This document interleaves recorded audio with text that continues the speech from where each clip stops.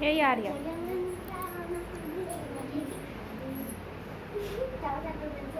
తెలీదు తెలీదా వీడిక్కడ కూర్చోవాలి కూర్చో అందరూ కూర్చుని అప్పుడు ఒకరు తీసుకెళ్ళిపోవాలి అదే అది కొంతమంది అవును అది కొంతమంది చాలా మంది చిన్ని చిన్ని ఇట్లా మన మేనత్త చిన్ని నీకేంది ఇట్లా అక్కకే తెస్తున్నా